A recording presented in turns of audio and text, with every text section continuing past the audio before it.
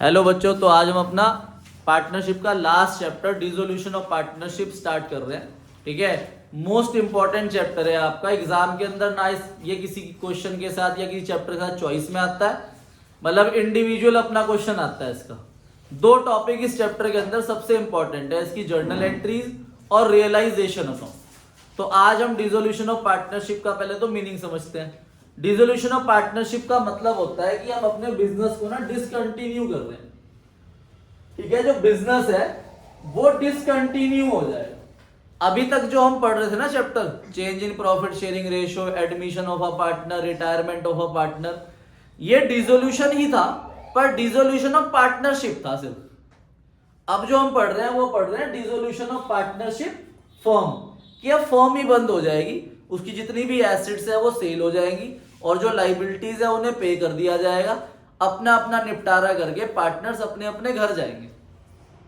ठीक है भाई, इस बिजनेस को वो डिसकंटिन्यू कर देंगे। तो ये फर्क है डिसोल्यूशन ऑफ पार्टनरशिप में और डिसोल्यूशन ऑफ पार्टनरशिप फर्म में। तो अभी तक जो हम पढ़ रहे थे वो पढ़ रहे थे डिसोल्यूशन ऑफ पार्टनरशिप, अब हम पढ़ेंगे डिसोल्यूशन ऑफ पार्टनरशिप फर्म। तो डिसोल्यूशन ऑफ पार्टनरशिप फर्म के अंदर जो आज हम टॉपिक अपना कवर करेंगे और वो मोस्ट इंपॉर्टेंट है, एग्जाम में 6 मार्क्स का क्वेश्चन, पूरी चांस है इसकी आने की। रियलाइजेशन अकाउंट बनाना सीखेंगे आप। सबसे पहले हम सीखते हैं कि रियलाइजेशन का मतलब क्या है। देखो, हम इस चैप्टर के अंदर रियलाइजेशन क्यों बना रहे हैं, इसकी इंपॉर्टेंस क्या है। रियलाइजेशन का मतलब होता है सब चीजों को एक जगह पे लेकर आना। ठीक है भाई, अब मान लो कि मेरे पास बहुत सारी एसेट्स है बिजनेस में। जैसे मान लो आप भी कोई बिजनेस कर रहे हो, आपके पास एसेट में मशीन है, बिल्डिंग है, कार है, बहुत सारी एसेट्स है। अब ये सारी एसेट अपने अपने अकाउंट में, इनका सबका अलग अलग अकाउंट होता है। ऐसी जितनी भी लाइबिलिटी है, क्रेडिटर हो गया, बिल पेबल हो गया, बैंक लोन हो गया, ये सारी लाइबिलिटी के अपने अपने अलग अलग अकाउंट है। जैसे 11th में हमने सीखा था लेजर। लेजर मतलब सबका अलग अलग अकाउंट बनता है। तो जब हम फर्म को डिसॉल्व करते हैं तो हम इन सारी एसेट्स को इनके अकाउंट में जाकर सेल करेंगे ना, तो बहुत लेंथी प्रोसेस हो जाएगा। तो हम सब क्या करेंगे, इन सारी एसेट्स को और सारी लाइबिलिटीज का एक नाम रखेंगे। उसका नाम क्या हो जाएगा। तो हमारा सबसे पहला काम क्या है, जितनी भी एसेट है उन सबको कहां ले आओ, रियलाइजेशन में। जितनी भी लाइबिलिटी है उन सबको भी कहां ले आओ। तो सबसे पहला काम आपका ये है कि जितनी भी एसेट है, बैलेंस शीट की एसेट में से एसेट उठानी है और रियलाइजेशन अकाउंट में ले आना। जितनी भी लाइबिलिटीज में लाइबिलिटी दे रखी है, कुछ लाइबिलिटी को छोड़ के, उन सबको की कहां ले आना है, रियलाइजेशन अकाउंट में। अब कौन कौन सी एसेट और कौन कौन सी लाइबिलिटी हमें नहीं लेकर जानी, वो आपको याद रखना है, क्योंकि वो मेन चीज है। अगर वो आप कोई भी एक गलत आइटम लेकर आ गए तो ये क्वेश्चन गलत हो जाएगा। तो लाइबिलिटी में से इन लाइबिलिटी को नहीं लेकर आना।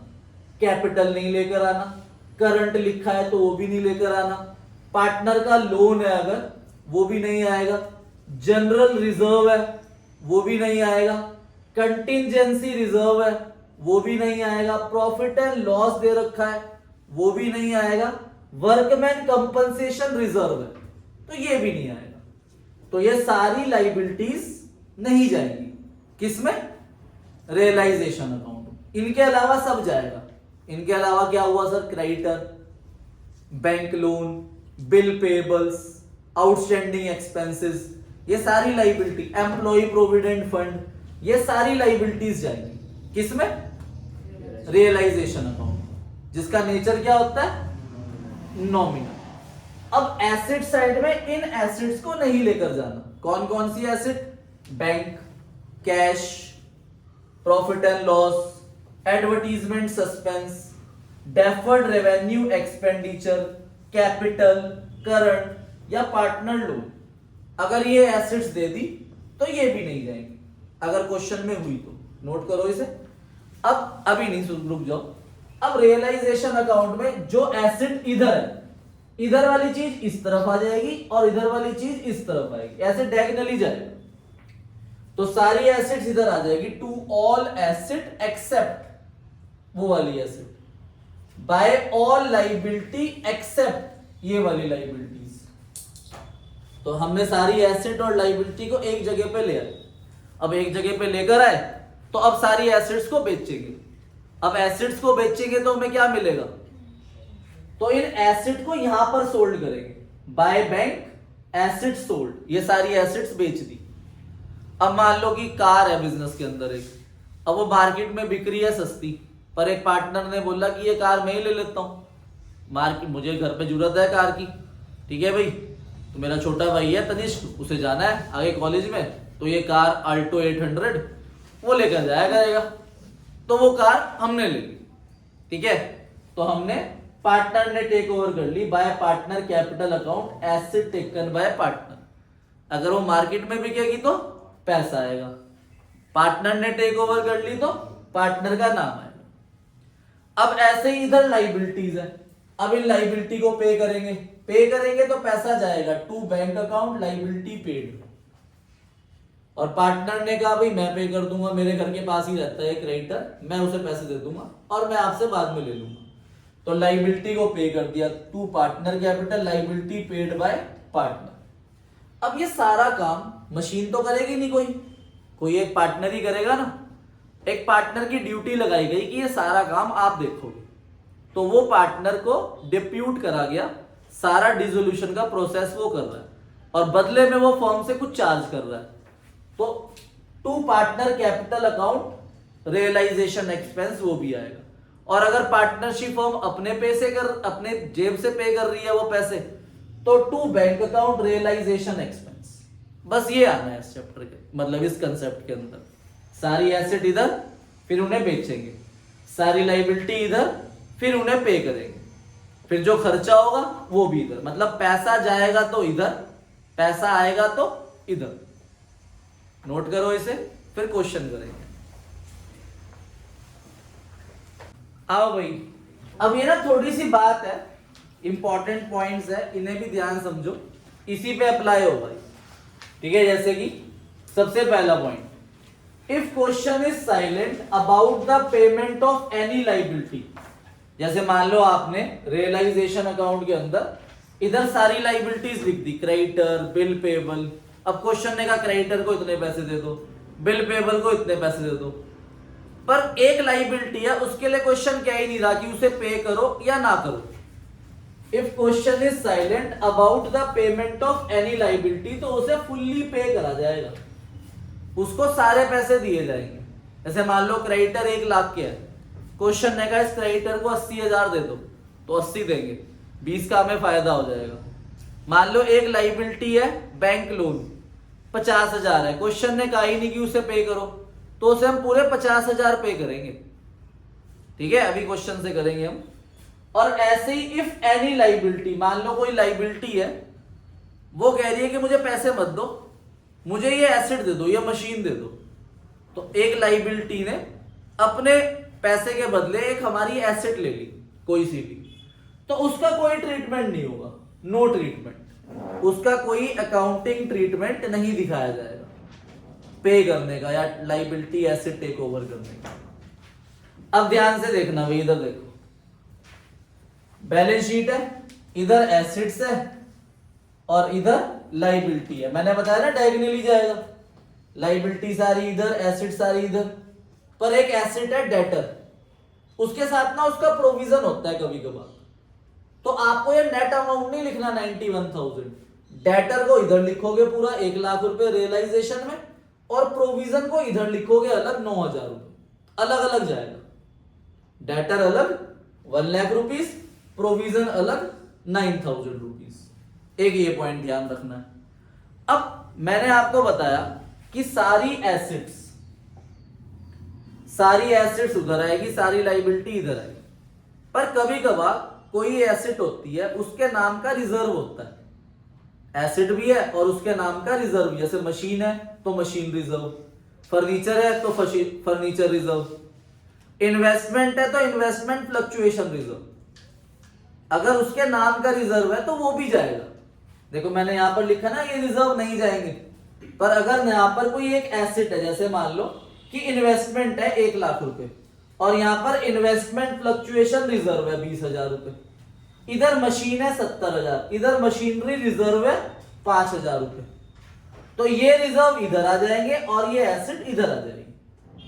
यहां पर लिखोगे आप to investment 1 lakh, to machine 70,000 by investment fluctuation reserve 20,000, by machine reserve 5,000। ऐसे डायगोनली एसेट के कॉरेस्पॉन्डेंस कोई भी रिजर्व होगा तो वो ट्रांसफर होगा रियलाइजेशन अकाउंट के अंदर। एक ये बात आपको ध्यान रखनी है, ठीक है। अभी बात समझ में, इसे नोट करो, फिर एक बात और बताऊंगा। आओ अपनी बुक में क्वेश्चन करते हैं, क्वेश्चन नंबर 20। आओ भाई क्वेश्चन नंबर 20 पे ये सारे कंसेप्ट पहले समझते हैं। देखो ध्यान से रीड करो, page number 7.60। Ramesh Umesh partner है और profit sharing ratio of their capital, जो बैलेंस शीट में कैपिटल दे रखे हैं ना वो उनकी रेशियो है। कैपिटल दे रखे हैं 7 लाख और 3 लाख, तो 7:3 इनकी प्रॉफिट शेयरिंग रेशियो हो गई। अब देखो लाइबिलिटी साइड में और एसेट साइड में आपको ध्यान रखना है कि ये वाली चीजें नहीं लेके जाना।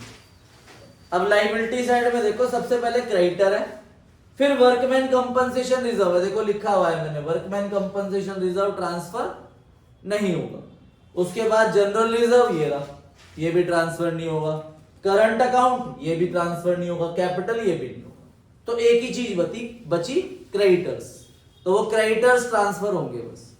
अब एसेट साइड में क्या क्या ट्रांसफर नहीं होगा? Bank cash, PL, advertisement suspense, deferred revenue expenditure, capital, current और पार्टनर का लोन। अब एसेट साइड में बैंक है, ये नहीं जाएगा।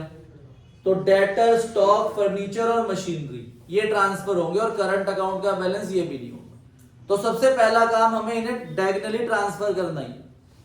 तो फॉर्मेट बनाओ रियलाइजेशन अकाउंट, ठीक है। सबसे पहले आप यहां लिख दोगे टू डेटर्स 2,40,000 रुपए, फिर उसके बाद टू फर्नीचर 1,30,000 रुपए जो बैलेंस शीट में, टू फर्नीचर 2 लाख रुपए और टू मशीनरी 9,30,000 रुपए, ठीक है भाई। और लाइबिलिटी साइड में से बाय क्रेडिटर 1,70,000 रुपए ये रखोगे बस। पहले इतना ट्रांसफर करो, फिर क्वेश्चन को नीचे रीड करेंगे। क्वेश्चन में हमने सारी एसेट और लाइबिलिटी ट्रांसफर कर दी। अब क्वेश्चन में नीचे पॉइंट्स हमें बताएंगे कि कौन सी एसेट कितने की सेल हो रही है या उसे पार्टनर टेक ओवर कर रहा है, ठीक है। कौन सी लाइबिलिटी को हम पे कर रहे हैं, कौन सी लाइबिलिटी को पार्टनर टेक ओवर कर रहा है। तो पहला पॉइंट कह रहा है रमेश टुक 50% स्टॉक। ये जो स्टॉक है 1,30,000, इसका 50% कितना होता है? 65,000। 65,000 का स्टॉक रमेश ले गया 10,000 लेस पे। तो हम यहां लिखेंगे बाय रमेश कैपिटल अकाउंट 65,000 में 10,000 माइनस, तो 55,000 में ले गया वो स्टॉक, ठीक है भाई। उसके बाद अगला पॉइंट फर्नीचर ले गया उमेश 50,000 रुपए में। देखो फर्नीचर है कितने का? 2 लाख का, पर वो ले गया सिर्फ 50,000 रुपए में। तो हम बाय उमेश फर्नीचर 50,000 ही लिखेंगे। कहीं आप यहां पे सोचो 1.5 लाख रुपए लिख देंगे, प्रॉफिट लॉस नहीं आता इसमें। जितने की वैल्यू जितने में जा रही है वो वैल्यू लिखनी है, तभी तो डिफरेंस प्रॉफिट लॉस आएगा। अगले पॉइंट में क्रेडिटर को, सॉरी इसी में आगे लिखा है मशीनरी सेल हो गई। अब जब सेल हुई तो क्या मिला? तो by bank account machinery sold, machinery हमने सोल्ड करी 4,50,000 की, ठीक है भाई। फिर क्रेडिटर को फुल्ली पेड कर दिया। ये जो क्रेडिटर है 1,70, इन्हें आप यहां पर 1,70,000 रुपए फुल्ली पेड कर दोगे, सारे पैसे दे दिए इनके। फिर आगे लिखा है there was unrecorded bill for repair. एक बिल था, मतलब हमें एक पेमेंट करनी थी 1,60,000 की, और वो हमने नहीं लिखी हुई अपने पास, पर पैसे तो देने हैं, तो उसे हमने पे करे 1,40। तो पे जितने करे वो वैल्यू आएगी यहां to bank account bill for repair 1,40,000। अब देखो भाई पूरा क्वेश्चन करने के बाद आपको क्या चेक करना है? मैंने आपको बताया था कि अगर क्वेश्चन साइलेंट है किसी लाइबिलिटी के लिए तो उसे फुल्ली पेड करेंगे। तो मैंने लाइबिलिटी की साइड चेक करा, एक ही लाइबिलिटी थी क्रेडिटर, उसके लिए क्वेश्चन कह रहा था तो हमने उसे पे कर दिया। अब दूसरी इंपॉर्टेंट बात ये भी लिख लेना वहां पर, अगर क्वेश्चन साइलेंट है किसी टेंजिबल एसेट के लिए, टेंजिबल मतलब जिसे हम छू सकते हैं, टच कर सकते हैं, बिल्डिंग, मशीन, फर्नीचर, ये टेंजिबल एसेट होती है। अगर इसके लिए भी क्वेश्चन साइलेंट है तो वो भी फुल्ली रियलाइज होगी, मतलब जितने की वो एसेट है वो सारा पैसा देगी हमें। तो मैंने यहाँ एग्जांपल लिख दिया, डेटर भी टेंजिबल एसेट के अंदर आएगा आपका, स्टॉक भी। अगर गुडविल और पेटेंट है तो ये टेंजिबल एसेट के अंदर नहीं आएंगे। तो इस क्वेश्चन के अंदर देखो ध्यान से कि जो डेटर है 240, उसके लिए नीचे कुछ नहीं लिखा हुआ था कि उससे पैसे मिले नहीं मिले, तो 2,40,000 के 2,40,000 पूरे पैसे मिलेंगे। ठीक है भाई। और अभी भी आपके पास ना 50% स्टॉक बचा हुआ है। अगर आपको याद हो, स्टॉक एक 30 का था, 50% स्टॉक गया था सिर्फ 65 का, तो 65,000 का स्टॉक बचा हुआ है, वो भी पूरे पैसे देगा, 65,000 रुपए। इधर का टोटल करोगे आप, कितना टोटल है इधर का? 10,30,000। ठीक है। इधर का टोटल करोगे, इधर 18,10,000। तो देखो इधर का टोटल ज्यादा आ गया, इधर का टोटल आया कम, तो इधर लिख दोगे बाय रियलाइजेशन लॉस। इधर आंसर आ जाएगा आपका बाय रियलाइजेशन लॉस, कितना? 7,80,000, जो कि डिवाइड होगा ओल्ड रेशो में। इस क्वेश्चन के अंदर, इस चैप्टर के अंदर एक ही रेशो होगी, ओल्ड, क्योंकि फर्म डिसॉल्व हो रही है तो न्यू रेशो तो कोई होगी नहीं। तो इस क्वेश्चन के अंदर जो रेशो है वो कैपिटल ही है, 7:3। तो 7,80,000 को आप 7:3 में पार्टनर्स के बीच में रिटर्न ऑफ कर दोगे, डिवाइड कर दोगे। आओ बेटा क्वेश्चन नंबर 21, ध्यान से क्वेश्चन नंबर 21 को रीड करो। देखो सबसे पहले लाइबिलिटी साइड में देखो कौन कौन सी लाइबिलिटी ट्रांसफर होगी। सबसे पहले सन्ड्री क्रेडिटर है, जाएगा। मिसेस प्रदीप लोन जाएगा, ये भी। पार्टनर का लोन नहीं जाएगा, पार्टनर के ब्रदर का लोन है, अगर सिस्टर का लोन है, वाइफ का लोन है, फादर का लोन है। पार्टनर के अलावा पार्टनर से रिलेटेड किसी का भी लोन है वो ट्रांसफर होगा, वो आउटसाइड लाइबिलिटी है। उसके बाद है परेश लोन, ये पार्टनर का लोन है, ये ट्रांसफर नहीं होगा। और इन्वेस्टमेंट फ्लक्चुएशन रिजर्व भी है इसमें, ये भी ट्रांसफर होगा, मैंने बताया था, क्योंकि इससे रिलेटेड उधर एसेट जरूर होगी। ठीक है, अगर कोई एसेट के नाम का रिजर्व होता है ना तो एसेट जरूर होती है। अब एसेट साइड में बिल्डिंग, इन्वेस्टमेंट, डेटर अलग जाएंगे, प्रोविजन अलग जाएगा। बैंक जाएगा नहीं, प्रॉफिट एंड लॉस नहीं, गुडविल जाएगी। गुडविल इस चैप्टर के अंदर एसेट है, मैंने यहां पर गुडविल का नाम नहीं लिखवाया था, देखो यहां पर गुडविल का नाम नहीं है, तो गुडविल ट्रांसफर होगी। तो करो सारी एसेट और लाइबिलिटी ट्रांसफर। ठीक है भाई, तो हमारे पास 2 बिल्डिंग आ जाएगी 3 लाख रुपए, 2 इन्वेस्टमेंट 30,000, 2 डेटर्स 71,400 और 2 गुडविल 10,000। ये सारी एसेट हमने ट्रांसफर कर दी। फिर लाइबिलिटी साइड में हमारे पास सन्ड्री क्रेडिटर है 129,400 रुपीज। मिसिस पी लोन 40,000 रुपए, ये भी जाएगा। इन्वेस्टमेंट फ्लक्चुएशन रिजर्व 8,000 और डेटर का जो प्रोविजन है वो भी इधर आएगा। देखो मैंने आपको ये भी समझाया था ना, अगर डेटर है और उससे रिलेटेड प्रोविजन है तो डेटर इधर, प्रोविजन इसी तरफ नीचे। तो ऐसे इस क्वेश्चन के अंदर डेटर भी है और प्रोविजन भी है। ये सारी एसेट लाइबिलिटी हमने ट्रांसफर कर दी। अब नीचे पहला पॉइंट पढ़ो ध्यान से, कह रहे प्रदीप एग्री टू पे हिज वाइफ लोन। जो यहाँ प्रदीप है वो अपनी वाइफ का लोन पे कर रहा है, तो लाइबिलिटी इधर जाएगी, तो ये पी लोन यहां चला जाएगा इधर, 2P capital Mrs P loan 40,000 रुपए। सेकंड पॉइंट कह रहा है इन्वेस्टमेंट जो परेश को दे दी 27,000 की, तो बाय परेश कैपिटल इन्वेस्टमेंट ले गया वो 27,000 रुपए, पार्टनर ने एसेट टेक ओवर कर ली। फिर बिल्डिंग से रियलाइज हुए 3.5 लाख, तो बाय बैंक 3,50,000 आपको बिल्डिंग से मिल गए। अब ये वाला पॉइंट ध्यान से पढ़ो, डी पॉइंट। ये क्रेडिटर है, इनके पैसे देने हैं हमें। इनसे बात हुई थी कि हम पैसे आपको 2 महीने बाद देंगे, पर आज डिसोल्यूशन हो गया तो 2 महीने तक तो फॉर्म ही नहीं चलेगी, तो 2 महीने की जगह हमें इनके पैसे आज ही देने पड़े। तो हम किसी को जल्दी पैसे अगर देंगे तो हम उससे क्या मांग सकते हैं? डिस्काउंट।